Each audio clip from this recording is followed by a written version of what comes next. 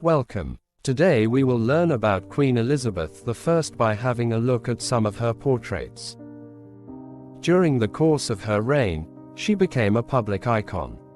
Her image appeared on a large number of objects, from small coins to large-scale portraits.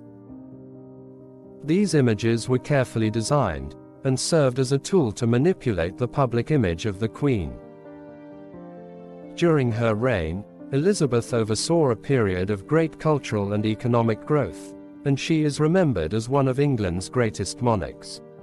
She is often referred to as the Virgin Queen, because she never married. She actually used her marriage as a weapon, showing herself as a potential wife to form alliances.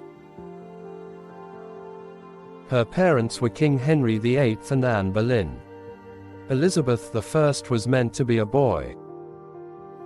The letters announcing her birth on the 7th of September 1553 were optimistically prepared in advance, and we can see that the writer had to squeeze an S onto the end of the word prince.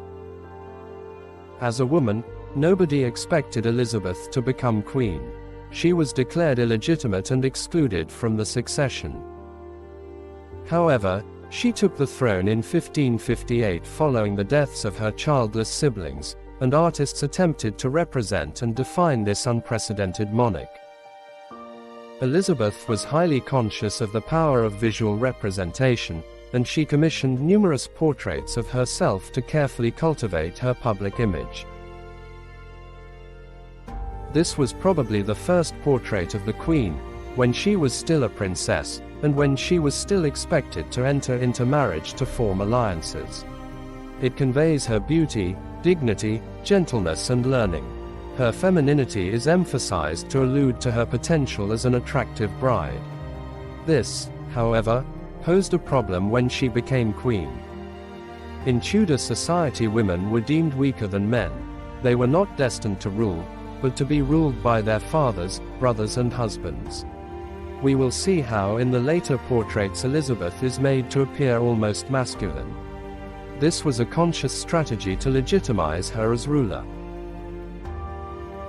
This is the Darnley portrait, probably the most famous one. It was painted by an unknown artist around 1575. The portrait is notable for its depiction of Elizabeth as strong and regal, with a confident and commanding gaze. She holds an ostrich feather fan and wears a pendant, perhaps gifts from the courtier who commissioned the work. Her face as depicted here became the template for many other representations of her afterwards. We mentioned that Queen Elizabeth I refused to marry, even when great pressure was placed upon her. The result was a cult-like status in which Elizabeth was held up as a paragon of female purity. We can see that in the sieve portrait, where the sieve is a symbol of chastity. It alludes to the ancient Roman Vestal Virgin Tuccia, who proved her chastity by carrying water in a sieve from the Tiber to the temple.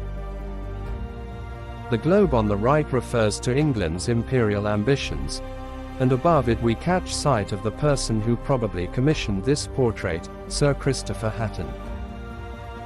The column on the left is studded with allegorical scenes referencing the classical story of Dido and Aeneas, where Aeneas was distracted from his destiny as founder of the Roman Empire by his love story with Dido.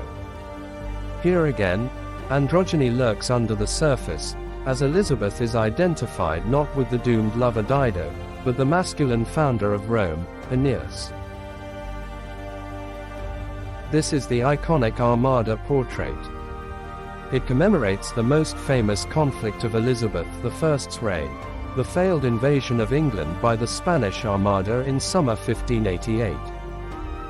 Elizabeth rests her hand on the globe, symbolizing her strength and dominion over the seas.